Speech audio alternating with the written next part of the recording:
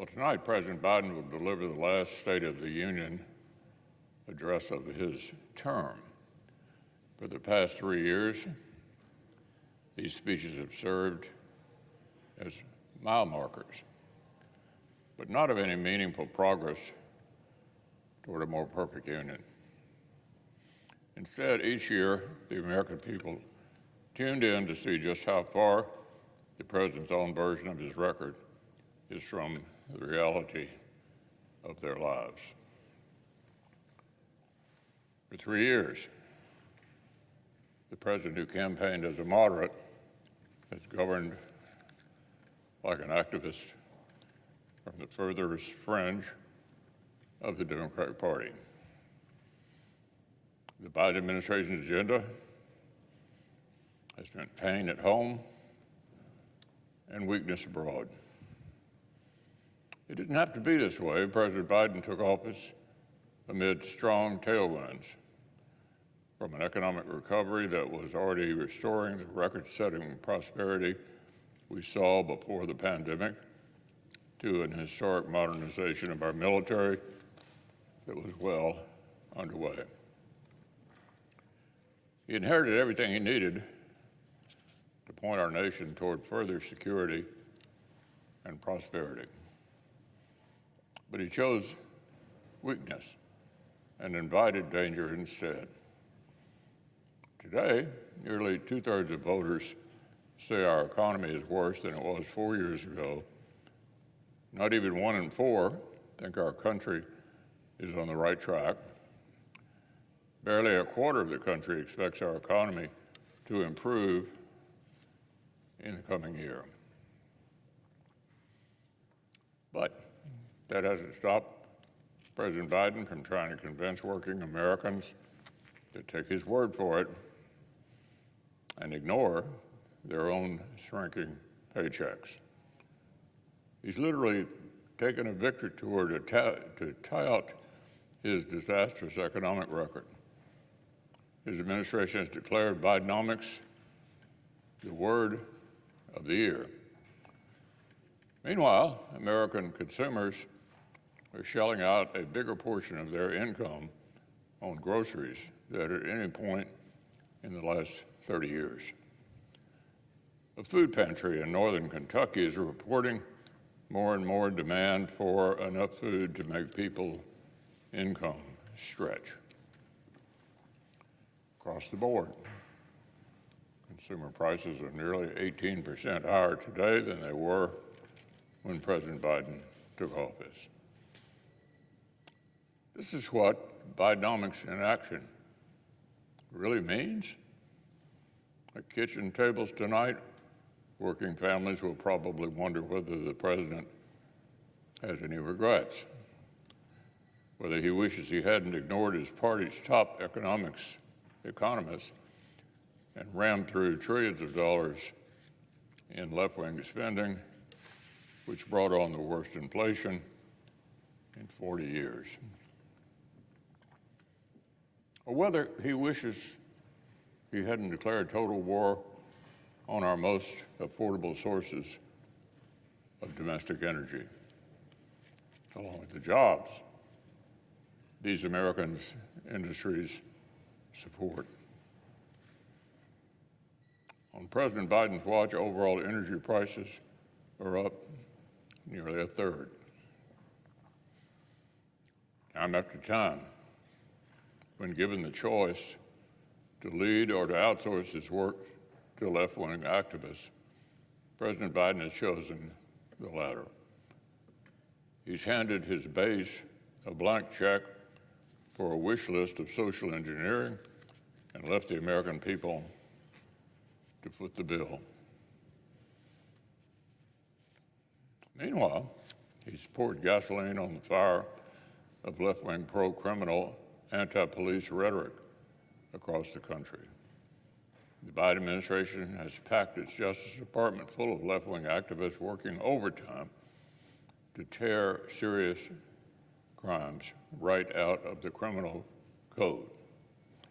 A couple of years back, a district attorney in Massachusetts declared she wouldn't prosecute crimes like breaking and entering or drug possession with intent to distribute. President Biden rewarded this behavior by making Rachel Rollins one of his first U.S. attorneys across the country on this president's watch. Left-wing prosecutors have turned repeated offenders into the streets repeatedly. In President Biden's America, violent criminals have learned that they won't face serious consequences, and of course, they're acting accordingly. At the same time, left-wing activists bent on attacking the federal judiciary found an ally in the Biden White House. The president's tried to give life tenure to a judicial nominee who identified himself as a wild-eyed leftist, another with a history of supporting terrorist sympathizers, and even one who had worked to undermine a teenage girl's claim of sexual assault. President Biden hadn't just tried putting the wrong people in our nation's institutions. He spent 3 years undermining the institutions themselves. His Attorney General slow-walked urgent security measures to protect the Supreme Court justices and their families from angry mobs. And his administration even stood up a commission to explore court packing, a terrible idea that hasn't gotten any less terrible since it was killed back in the 1930s. So, Mr. President, the rule of law is less stable on President Biden's watch. The streets of our major cities are less safe. And of course, our borders are less secure. 3 years ago, illegal immigrants arrived at our southern border in shirts wearing his campaign logo, insisting, as one put it, that, quote, Biden promised us that everything was going to change. Everything was going to change. Well, they were absolutely right. Since President Biden took office, nearly 10 million people have crossed our southern border illegally. His administration has abandoned CBP and ICE to contend with the highest daily, monthly, and yearly totals of illegal arrivals on record. As soon as he took office, the president tore up common sense authorities he could have used to maintain a secure border. Instead, he spent years pretending that functionally open borders didn't amount to a crisis. The only campaign promise President Biden appears to have kept is the one he made on the campaign trail to people hoping to cross our borders illegally.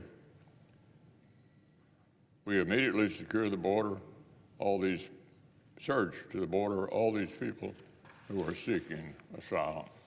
By contrast, it's difficult to think of a pledge the president abandoned more completely than his campaign promise to restore respect for America on the world stage. Today, the credibility of our commitments is in serious doubt. The West is confronting the most dangerous moment since the fall of the Berlin Wall, but our commander-in-chief his first instincts appear to be hesitation and self-deterrence.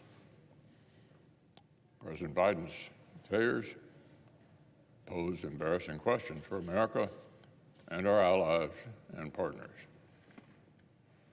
Are we safer after his disastrous withdrawal from Afghanistan? Do allies still take our word? Did the president's self-proclaimed fear of escalation force Putin to back down from his own brutal escalation in Ukraine? Or did it give the Ukrainians the critical weapons they needed when they needed the most? Does America's closest ally in the Middle East feel like it can count on America's total support in its existential fight against genocidal terrorists?